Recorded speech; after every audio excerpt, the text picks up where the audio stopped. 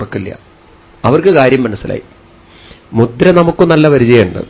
കാരണം ഇന്ന് മുദ്രയിലൂടെ സംസാരിക്കുന്നവരാണ് അധിക പേരും. വീട്ടിലൊക്കെ മുദ്ര ഉണ്ടെങ്കിൽ പലതും നമുക്ക് ചെയ്യാൻ പറ്റും.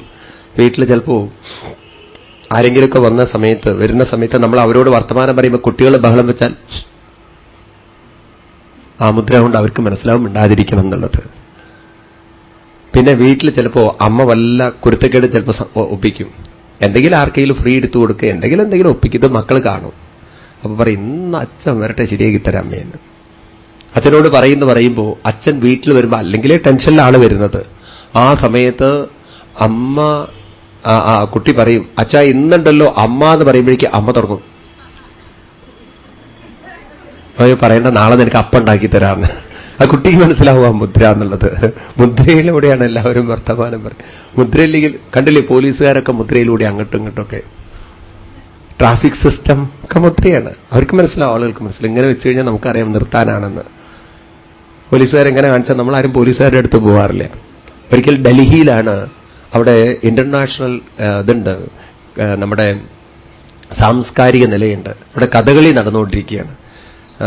കഥകളിയല്ല, എന്താണ്, ഡാൻസ്, ഭരതനാട്യം ഡാൻസ് നടന്നുകൊണ്ടിരിക്കുക. അപ്പം ഇന്ത്യയിലെ വളരെ ഫേമസ് ആയിട്ടുള്ള ഒരു പെൺകുട്ടിയാണ് നടത്തുന്നത്. അങ്ങനെ ആ കുട്ടി ഇങ്ങനെ ഡാൻസ് കളിക്കുന്ന സമയത്ത് ഒരു ബ്രിട്ടീഷുകാരൻ നേരെ സ്റ്റേജിലേക്ക് കയറി ചെന്നു. അപ്പൊ അവിടുത്തെ അവർ ചോദിച്ചു, നിങ്ങൾ എന്തിനാ കയറി ചെന്ന്? ഇല്ല, അവൾ ഇങ്ങനെ വിളിച്ചു എന്ന്. ഭരതനാട്യത്തിലെ ഒരു മുദ്രയാണത്, അത് വിളിക്കല്ല. അപ്പൊ പൊട്ടും. അപ്പോൾ ഇങ്ങനെ ഈ മുദ്രയെക്കുറിച്ച് പറയുമ്പോൾ പണ്ട് നമ്മുടെ ഈ പഴയ കൊട്ടാരങ്ങളിലൊക്കെ, പ്രത്യേകിച്ച് സാമൂതിരിയുടെ അവിടെയൊക്കെ ഈ ഇത് നടക്കും, വിദ്വാൻമാരുടെ സഭ നടക്കും. അതിലെ ഈ മുദ്രകളെക്കുറിച്ചുള്ള സംവാദങ്ങളൊക്കെ നടക്കും. മുദ്രയിലൂടെ സംസാരിക്കുക. അപ്പൊ അങ്ങനെ ഒരു തമാശയുണ്ട്, ഏതായാലും ഒരു ആസ്വദിക്കാൻ. അപ്പൊ ആ കാലഘട്ടത്തിൽ വളരെ പേരുകെട്ട ഒരു വിദ്വാൻ, അതും മുദ്രാശാസ്ത്രം അറിയുന്നൊരു വിദ്വാൻ അവിടെ എത്തിച്ചേർന്നു. എന്നിട്ട് അദ്ദേഹം വെല്ലുവിളിച്ചു, നിങ്ങളുടെ രാജ്യത്തിൽ മുദ്ര അറിയുന്ന വല്ലവരുണ്ടെങ്കിൽ ഞാൻ പറഞ്ഞ സമ്മാനം അവർക്ക് കൊടുക്കുക. എന്റെ കഴുത്തിൽ കിടക്കുന്ന പവിഴമാല അവന് ചാർത്തുന്നു. രാജാവിനത് വലിയ അഭിമാന പ്രശ്നമായി. മന്ത്രിമാരെയൊക്കെ വിളിച്ചിട്ട് പറഞ്ഞു, നല്ല മുദ്രാശാസ്ത്രം അറിയുന്ന ഒരുത്തനെ കൊണ്ടുവരണം എന്ന്. എവിടുന്നായാലും വേണ്ടിയില്ല, ഇവന്റെ ഈ പണ്ഡിതന്റെ എല്ലാ ദുരഭിമാനം തകർക്കണം നമുക്ക്. മന്ത്രിമാര് അതിനെക്കുറിച്ചൊക്കെ ചർച്ച ചെയ്തപ്പോൾ ഒരു കുട്ടിയില്ല നാട്ടിൽ മുദ്ര അറിയുന്നവൻ. ഒരു മന്ത്രി തന്റെ ഭാര്യയോട് പറഞ്ഞു, നമുക്ക് ആകെ അപകടത്തിലാണല്ലോ കാര്യം, ഒരു മുദ്ര അറിയുന്നൊരു ആ വിദ്വാനെ കിട്ടാനില്ലല്ലോ. ഭാര്യ ഇത് കേട്ടിട്ട് അമ്മാവനോട് പറഞ്ഞു, ഇങ്ങനെ ഒരു പ്രശ്നമുണ്ട്, ഭർത്താവിന് വലിയ പ്രശ്നത്തിലാണ്, മുദ്ര അറിയുന്ന ഒരാളെ കിട്ടിയിട്ടില്ലെങ്കിൽ രാജാവ് ഒരു പക്ഷെ പുറത്താക്കുക പോലും ചെയ്യുന്നു. ഉടനെ അമ്മാവൻ പറഞ്ഞു, അതിനെന്തിനാ നീ പേടിക്കുന്നത്, ഞാനുണ്ടല്ലോ ഇവിടെ എന്ന്. അപ്പൊ അമ്മാവനനുസരിച്ച് നല്ല കള്ളു കുടിക്കുന്ന ആളാ. അപ്പൊ അമ്മാവനോട് അമ്മാവൻ ഇങ്ങനെ കള്ളും കുടിച്ച് നടക്കുന്ന ആൾക്ക് എന്ത് മുദ്ര അറിയാന്ന്. എടി, ഞങ്ങൾ കള്ളുഷാപ്പിൽ ഒരുപാട് മുദ്ര കാണിക്കുന്നവരാണെന്ന്, അതുകൊണ്ട് നീ പേടിക്കണം. അല്ല അമ്മാവ, അതല്ല, ഇത് വലിയ പണ്ഡിതനാ വരുന്നത്, നീ പേടിക്കേണ്ടടി, ഞാൻ പോവാന്ന് പറയുന്നു. അങ്ങനെ മന്ത്രിയോട് പറഞ്ഞു, ഭാര്യ പറഞ്ഞു, അമ്മാവൻ പോവാന്ന് പറഞ്ഞിട്ടുണ്ടെന്ന്. എന്താ നീ പറയുന്നത്? ആ വലിയ വിദ്വാന്റെ മുന്നിൽ നിന്റെ അമ്മാവൻ കള്ളും കുടിച്ച് നടക്കുന്ന ആള് മുദ്രയ്ക്കും വേണ്ടി പോവേ, എന്നിട്ട് എന്റെ പേര് ചീത്തപ്പേരാക്കി എന്റെ മന്ത്രിസ്ഥാനം കളയി. അയ്യോ. ഉടനെ അമ്മാവൻ എത്തിയിട്ട് പറഞ്ഞു, നീ പേടിക്കണ്ട, നിന്റെ ജോലിയൊന്നും ഞാൻ കളയില്ല, നിനക്ക് ഞാൻ പവിഴമാല വാങ്ങിച്ചു തരും. എനിക്കറിയാം, ഞാനെന്റെ കുട്ടിക്കാലത്ത് പഠിച്ച മുദ്ര എന്ന്. അപ്പൊ അയാൾക്ക് തോന്നി, മുദ്ര പഠിച്ചിട്ടുണ്ടാവും ഇനി അമ്മാവൻ. ഏതായാലും അമ്മാവനെ ഈ കോലത്തിൽ കൊണ്ടുപോകാൻ പറ്റില്ല. അമ്മാവനെ ക്ലീൻ ഷേവൊക്കെ ചെയ്തിട്ട് ഒരു ശാസ്ത്രികളുടെ കെട്ടൊക്കെ കെട്ടിയിട്ട് നല്ല അരയിലൊക്കെ നല്ലവണ്ണം ബെൽറ്റും കാര്യങ്ങളൊക്കെ കെട്ടി നേരെ സഭയിൽ കൊണ്ടുപോയിട്ട് രാജാവിനോട് ഒരു രാജൻ രാമശാസ്ത്രികളാണ് ഇദ്ദേഹം. രാജാവ് ഏത് രാജ്യത്തുള്ളതാണ്? നമ്മുടെ രാജ്യത്തിന്റെ പേരും പ്രശസ്തിയൊന്നും താല്പര്യമില്ല, അതുകൊണ്ട് അത്രയും കാലം അറിയപ്പെടുന്നു. മുദ്രയൊക്കെ അറിയൂ, കേമായിട്ട് അറിയുന്നു, എന്നാൽ തുടങ്ങിക്കോളൂന്നു. 2 സിംഹാസനങ്ങൾ കൊണ്ടുവന്നു. ഒരു സ്ഥലത്ത് രാമശാസ്ത്രികളും ഒരു വശത്ത് വിദ്വാൻ അങ്ങോട്ടിരുന്നു. ഇവർ തമ്മിൽ മുദ്രയിലൂടെ ഭാഷണം. എല്ലാ മന്ത്രിമാരും രാജാവ് ഇങ്ങനെ വളരെ ഉത്കണ്ഠയോടുകൂടി ആശ്ചര്യത്തോടുകൂടി നോക്കുകയാണ്. രാജാവിന്റെ മനസ്സിൽ പേടിയുണ്ട്, നമ്മളെ രാമശാസ്ത്രികൾ തോൽക്കുമെന്നുള്ളത്. ആദ്യം തന്നെ മറ്റേ വിദ്വാൻ തുടങ്ങി ഒരു വിരലിങ്ങനെ കാണിച്ചു. രാമശാസ്ത്രികൾക്ക് ഒട്ടും സംശയമില്ല, 2 വിരലിങ്ങനെ കാണിച്ചു കൊടുത്തു. രാജാവിന് വളരെ സന്തോഷമായി. എത്ര വേഗത്തിൽ അയാൾക്ക് മറുപടി കൊടുക്കാൻ പറ്റുന്നത്, ഇത്രയൊക്കെ വിദ്വാനാണോ അയാൾ, പണ്ഡിത്യണ്ടോന്ന്. അപ്പൊ മറ്റേ വിദ്വാൻ, അയാൾക്ക് സംശയമില്ല, അയാൾ 3 വിരൽ ഉയർത്തി.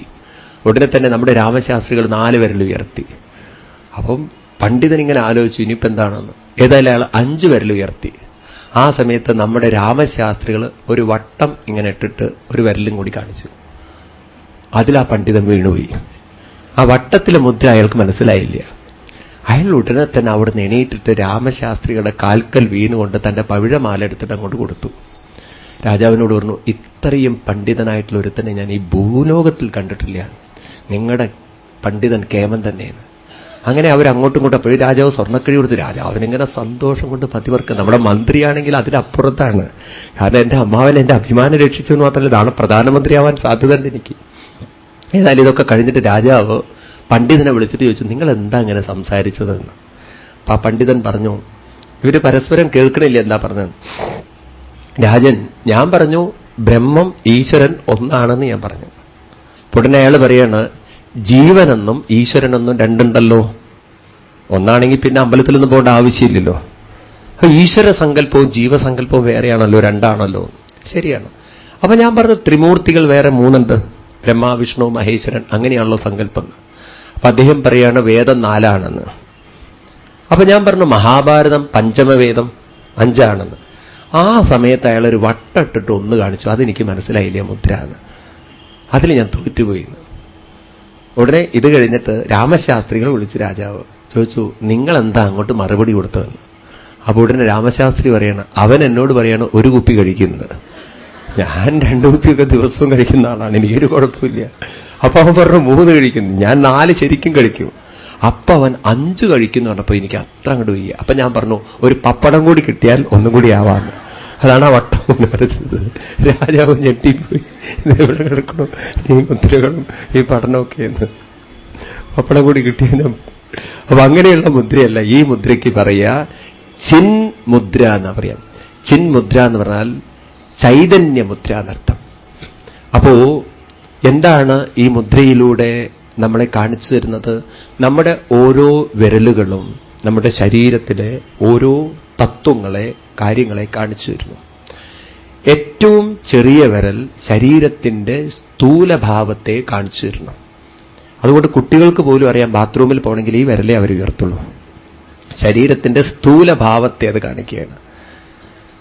മോതിരവിരൽ മനസ്സിന്റെ ഭാവത്തെ കാണിച്ചു തരുന്നു. അതുകൊണ്ടാണ് വിവാഹം നടക്കുമ്പോൾ മോതിരവിരലിലാണ് ഈ റിങ് അണിയുക, വേറെ ഒരു വിരലിൽ അണിയില്ല. അത് മനസ്സും മനസ്സും തമ്മിലുള്ള ഒരു ഐക്യമാണ്, മനസ്സും മനസ്സും തമ്മിലുള്ള ബന്ധമാണ്, ഒരു വലയമാണ് വിവാഹം. ശരീരം തമ്മിലുള്ള കോൺട്രാക്റ്റ് അല്ല, മനസ്സും മനസ്സും തമ്മിലുള്ള പൊരുത്തമാണ്. അതുകൊണ്ടാണ് ജ്യോതിഷം നോക്കുമ്പോൾ മനപ്പൊരുത്തമുണ്ടെങ്കിൽ വേറെ ഒന്നും നോക്കണ്ട എന്നൊക്കെ പറയുന്നത്. മൂന്നാമത്തത് നടുവിരൽ ബുദ്ധിയുടെ പ്രതീകമാണ്. നമ്മുടെ വ്യക്തിത്വത്തിൽ ഏറ്റവും ഉയർന്നു നിൽക്കുന്നത് ബുദ്ധിയാണ്, വിവേകമാണ്. നമ്മുടെ ജീവിതം എങ്ങനെ വേണമെങ്കിലും മാറ്റിമറയ്ക്കാൻ വിവേകം കൊണ്ട് നമുക്ക് സാധിക്കും. 4ാമത്തെ ചൂണ്ടുവിരൽ ഞാനെന്ന അഹംഭാവത്തിന്റെ പ്രതീകമാണ്. അപ്പൊ അഹങ്കാരം, അഹംഭാവം വരുമ്പോഴാണല്ലോ നമ്മൾ ഈ വിരൽ ചൂണ്ടുക. എന്നെ ഒരു പാഠം പഠിപ്പിക്കുന്ന ഒരുത്തൻ ദേഷ്യപ്പെട്ട് പറയുമ്പോൾ ഒരിക്കലും ഇങ്ങനെ പറയാറില്ല അയാള്, ചെറുവിരൽ ചൂണ്ടിക്കാണിച്ചിട്ട്. എപ്പോഴും ചൂണ്ടുവിരൽ ചൂണ്ടിയിട്ടേ പറയാറുള്ളൂ. അഹംഭാവത്തിന്റെ പ്രതീകമാണത്. തള്ളവിരൽ ഈശ്വരന്റെ പ്രതീകമാണ്. ഈശ്വര ചൈതന്യം ശരീരത്തിലില്ലെങ്കിൽ ഈ ശരീരം ജഡമാണ്. തള്ളവിരൽ ഇല്ലെങ്കിൽ ഈ 4 വിരലുകൾക്കും ഉദ്ദേശിച്ച കാര്യങ്ങളൊന്നും ചെയ്യാൻ സാധ്യമല്ല. നമ്മുടെ 4 വിരലുകളെ കൊണ്ട് പ്രവർത്തിപ്പിക്കുന്നത് വാസ്തവത്തിൽ 5ാമത്തെ ഈ തള്ളവിരലാണ്. അതുകൊണ്ടാണ് ഏകലവ്യൻ നിന്നും ഗുരുദക്ഷിണ ചോദിക്കുമ്പോൾ ചോദിച്ച വിരൽ തള്ളവിരലാണ്. പിന്നെ അസ്ത്രം ഉപയോഗിക്കാൻ സാധ്യമല്ല പ്രിയാണ്. എന്ത് പിടിക്കണമെങ്കിലും തള്ളവിരൽ വേണം. ഇതുപോലെ നമ്മുടെ ശരീരത്തിന് എന്ത് ചെയ്യണമെങ്കിലും ഈശ്വരന്റെ സാന്നിധ്യം വേണം. അപ്പൊ പറയാണ്, ഈ അഹംഭാവത്തെ ഈശ്വര ചൈതന്യത്തിലേക്ക് ഉയർത്തലാണ്, അല്ലെങ്കിൽ അതിലേക്ക് സമർപ്പിക്കലാണ് ചിന്മുദ്ര.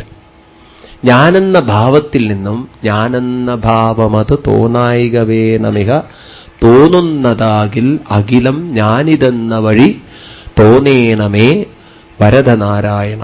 ഈ ഭാവത്തിലേക്ക് മനസ്സിനെ ഉയർത്താനാണ് ഈ ഒരു ചിന്മുദ്ര പറഞ്ഞിരിക്കുന്നത്. അപ്പോ ശബരിമലയ്ക്ക് പോകുമ്പോൾ 41 ദിവസം വ്രതമെടുക്കുമ്പോൾ എന്ത് വ്രതമാണ് നമ്മൾ എടുക്കേണ്ടത്?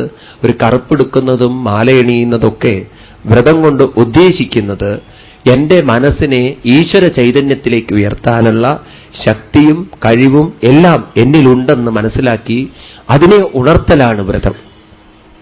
അതുകൊണ്ടായിരിക്കാം ഈ ശബരിമല വ്രതം നോൽക്കുന്ന ആളുകൾക്കുണ്ടല്ലോ കൂടുതൽ ഊർജവും ഉണർവും പ്രസരിപ്പും ഉണ്ടാവും. രാവിലെ എണീക്കുന്നു, അവര് ഒരു ചിട്ടയോടുകൂടി ജീവിക്കുന്നു, വേണ്ടാധീനങ്ങളൊന്നും ഇല്ല. അങ്ങനെയൊക്കെ ജീവിക്കുമ്പോൾ തന്നെ അവർക്ക് ഉണർവ് വരുന്നവരെയാണ്. അപ്പൊ മരിക്കുന്നത് വരെ സന്തോഷമായിട്ട് ഉത്സാഹമായിട്ട് ജീവിക്കും എന്നതിൻ്റെ പ്രതീകമാണ് വ്രതം എന്ന് പറയാണ്. രണ്ടാമത് ഇരുമുടിക്കെട്ടൊക്കെ ഏന്തി ശബരിമലയിലെത്തി ആ 18 പടികൾ കടക്കുമ്പോൾ ഈ പടികൾ എന്ന് പറയുന്നത് കേവലം കരിങ്കൽ പടിയല്ല, മറിച്ച് സ്ഥൂലത്തിൽ നിന്നും സൂക്ഷ്മത്തിലേക്കുള്ള യാത്രയാണ്. അപ്പോ 5 പഞ്ചമഹാഭൂതങ്ങൾ, 5 ജ്ഞാനേന്ദ്രിയങ്ങൾ, 5 കർമ്മേന്ദ്രിയങ്ങൾ, മനസ്സ്, ബുദ്ധി തുടങ്ങിയിട്ടുള്ള നമ്മുടെ സ്ഥൂലഭാവത്തിൽ നിന്നും മനസ്സിനെ സൂക്ഷ്മതയിലേക്ക് കൊണ്ടുപോയിക്കൊണ്ട് അവസാനം അവിടെ എത്തുമ്പോൾ ഉണ്ടാവേണ്ട അനുഭൂതിയാണ് തത് ത്വം അസി. അതിനെ തത്വമസി മഹാവാക്യം എന്ന് പറയും. തത് ത്വം അസി എന്ന് പറഞ്ഞാൽ ആ വിഗ്രഹത്തെ ചൈതന്യവത്താക്കുന്ന ചൈതന്യവും എന്നിൽ ചൈതന്യവത്താക്കുന്ന ചൈതന്യവും ഒന്നാകുന്നു എന്ന അനുഭൂതി. ഈ അനുഭൂതിയെ ദൃഢമാക്കാനാണ് നാളികേരം പൊട്ടിച്ചുകൊണ്ട് നെയ് ഭഗവാന്റെ വിഗ്രഹത്തിൽ സമർപ്പിക്കുന്നത്. നെയ് മനസ്സിന്റെ പ്രതീകമാണ്. നെയ്ക്ക് കട്ടി കൂടാൻ സാധിക്കും, നെയ്ക്ക് ഉരുകി വ്യാപിക്കാനും സാധിക്കും. നമ്മുടെ മനസ്സിൽ സ്വാർത്ഥത വരുമ്പോൾ അത് ശരീരത്തിൽ ഒതുങ്ങി നിൽക്കും. അത് നിസ്വാർത്ഥമായി തീരുന്തോറും ഭഗവത് പ്രേമം കൂടുന്തോറും അത് വ്യാപിക്കാൻ തുടങ്ങുന്ന പ്രിയാണ്. അപ്പൊ മനസ്സിനെ ഭഗവാനിൽ സമർപ്പിക്കണം. അതിനെന്ത് വേണം? ഈ അഹങ്കാരമാകുന്ന അഹംഭാവമാകുന്ന നാളികേരത്തെ ഉടയ്ക്കണം. അങ്ങനെ ഉടയ്ക്കുമ്പോഴേ നമുക്ക് ഓരോരുത്തർക്കും മനസ്സുകൊണ്ട് ഈശ്വര ചൈതന്യത്തിലേക്ക് ഉയരാൻ സാധിക്കുള്ളൂ എന്ന കാര്യങ്ങളൊക്കെ കഥകളിലൂടെയും ചില അനുഷ്ഠാനങ്ങളിലൂടെയും കാണിച്ചു തരുന്നതാണ് ശബരിമല തീർത്ഥാടനം. ഇതൊക്കെ മനസ്സിലാക്കിക്കൊണ്ട് അവിടെ പോയി കഴിഞ്ഞാൽ പോകുന്നതിലൊരർത്ഥമുണ്ട്. അല്ലെങ്കിലോ വെറുതെ ഇങ്ങനെ യാന്ത്രികമായിട്ട് കുറെ പോകും. എത്ര കൊല്ലം പോയി? 40 കൊല്ലം. എന്നിട്ടും നമ്മുടെ അവസ്ഥ ശങ്കരൻ വീണ്ടും തെങ്ങിലാണ് എന്നുള്ളതാണ്. മനസ്സിലായില്ലേ? ഒരു ഉയർച്ച ഉണ്ടാവില്ല. ഇവിടുന്ന് പോകുമ്പോൾ നമ്മൾ സ്വാമിയായിട്ട് പോകും, അവിടുന്ന് ഇറങ്ങുമ്പം ആസാമിയായിട്ട് തിരിച്ചു വരും. ഒരു മാറ്റവും നമ്മളിൽ ഉണ്ടാവില്ല പ്രിയ. നോക്കൂ, നിങ്ങൾ എത്ര ആളുകൾ വ്രതമൊക്കെ എടുത്തിട്ട് അവിടെ പോകണു.